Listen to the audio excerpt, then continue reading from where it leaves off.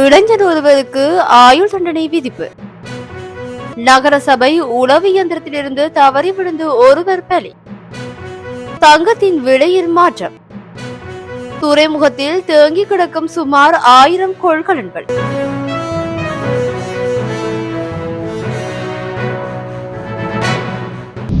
சிறைச்சாலைக்கு கொண்டு செல்லப்பட்ட உணவு பாத்திரத்தின் போலி அடிப்பகுதியில் 25 கிராமுக்கு அதிகளவான ஹெராயின் போதைப் பொருளை மறைத்து வைத்திருந்த குற்றத்திற்காக 26 வயது இளைஞருக்கு கொழும்பு மேல் நீதிமன்றம் இன்று ஆயுள் தண்டனை விடுத்துள்ளது. இந்த தீர்ப்பை கொழும்பு மேல் நீதிமன்ற நீதிபதி மஞ்சுள திலகரத்ன வழங்கினார். தேவராஜா லோரன்ஸ் என்ற 26 வயது திருமணமாகாத இளைஞருக்கே இந்த தண்டனை விதிக்கப்பட்டுள்ளது. 2019 ஆண்டு டிசம்பர் மாதம் 4ஆம் தேதி கொழும்பு விளக்கமறியல் சிறைச்சாலையில் உள்ள ஒரு நண்பருக்கு உணவு எடுத்துச் செல்ல பயன்படுத்தப்பட்ட ஒரு வாளியின் போலி அடிப்பகுதியில் 25.9 கிராம் ஹெரோயினை மறைத்து வைத்து சிறைச்சாலைக்குள் எடுத்துச் சென்ற போது சந்தேக நபர் சிறைச்சாலை புலனாய்வு பிரிவினரால் கைது செய்யப்பட்டுள்ளார். பின்னர் சட்டமா அதிபர் பிரதிவாதிக்கு எதிராக ஹெரோயின் வைத்திருந்தமை மற்றும் கடத்தல் குற்றச்சாட்டின் பேரில் வழக்கு தொடர்ந்தார். நீண்ட விசாரணைக்கு பின்னர் பிரதிவாதிக்கு எதிராக அரசு தரப்பு சுமத்திய குற்றச்சாட்டுகள் சந்தேகத்திற்கு இடமின்றி நிரூபிக்கப்பட்டுள்ளதாக நீதிபதி தீர்ப்பளித்தார். அதன்படி அவருக்கு ஆயுள் தண்டனை விதித்து நீதிபதி உத்தரவிட்டார். நகரசபை உளவு இயந்திரத்தின் ட்ரெய்லரில் பயணித்த ஊழியர் ஒருவர் அதிலிருந்து தவறி விழுந்து உயிரிழந்த சம்பவம் ஒன்று அனுராதபுரத்தில் இடம்பெற்றது. குறித்த சம்பவம் நேற்று இரவு இடம்பெற்றதாக அனுராதபுரம் போலீசார் தெரிவித்தனர். அனுராதபுரம் போலீஸ் பிரிவின் புத்தகாய மாவட்டத்திலிருந்து விஜயபுரம் மயானம் நோக்கி பயணித்த உளவு இயந்திரத்தில் கழிவுகளை ஏற்றும் போதே இந்த விபத்துக்கு முகம் கொடுத்துள்ளார். குறித்த நபர் அனுராதபுரம் மருத்துவமனையில் அனுமதிக்கப்பட்ட நிலையில் உயிரிழந்துள்ளார். உயிரிழந்தவர் தேவநம்பிய திசபுர பகுதியைச் சேர்ந்த 44 வயதுடையவர் என தெரிவிக்கப்பட்டுள்ளது. உளவு இயந்திரத்தின் சாரதி கைது செய்யப்பட்டுள்ளதுடன் சம்பவம் தொடர்பில் அனுராதபுரம் போலீசார் மேலதிக விசாரணைகளை முன்னெடுத்துள்ளனர்.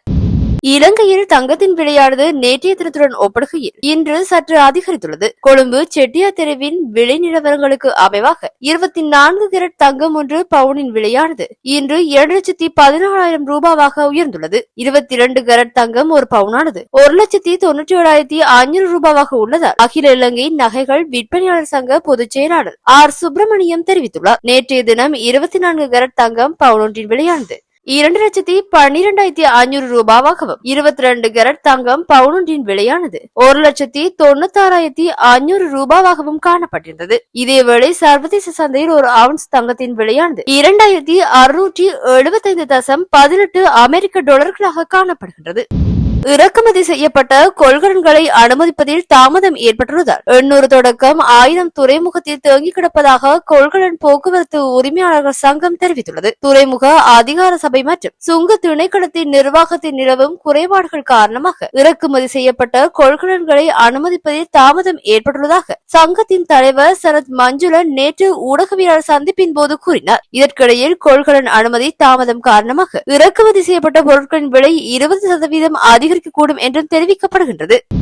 மட்டக்களப்பு பாசிக்குடா கடலில் தனது மனைவியுடன் நீராடிய ரஷ்ய நாட்டைச் சேர்ந்த சுற்றுலா பயணி ஒருவர் நீரில் மூழ்கி உயிரிழந்துள்ளார். 63 வயதான இவர் இன்று அதிகாலை தனது மனைவியுடன் நீராடி கொண்டிருந்த வேளை இந்த சம்பவம் இடம்பெற்றுள்ளது. தன்னுடன் நீராடி கொண்டிருந்த கணவன் நீரில் காணாமல் போன நிலையில் மனைவி அவலக்குரல் எழுப்பியதை தொடர்ந்து கடற்படை, போலீஸ், உயர் பாதுகாப்பு சுடியோடிகள் மற்றும் பலரும் தேடுதல் பணியில் ஈடுபட்டனர். குறித்த சுற்றுலா பயணி மீட்கப்பட்டு முதலுதவி வழங்கப்பட்டு வாழைச்சேரி வைத்தியசாலைக்கு கொண்டு செல்லப்பட்ட நிலையில் அவர் உயிரிழந்தமை மருத்துவ பரிசோதனையில் தெரியவந்ததாக போலீஸ் தரப்பு தகவல்கள் கூறுகின்றன. தமது 3 பெண் பிள்ளைகளும் தந்தை இழந்த நிலையில் ஆழ்ந்த துயரத்தில் உள்ளனர். கல்குடா போலீசாரால் விசாரணைகள் தொடர்கின்றது. சடலம் வாழைச்சேரி ஆதார வைத்தியசாலையில் வைக்கப்பட்டுள்ளது.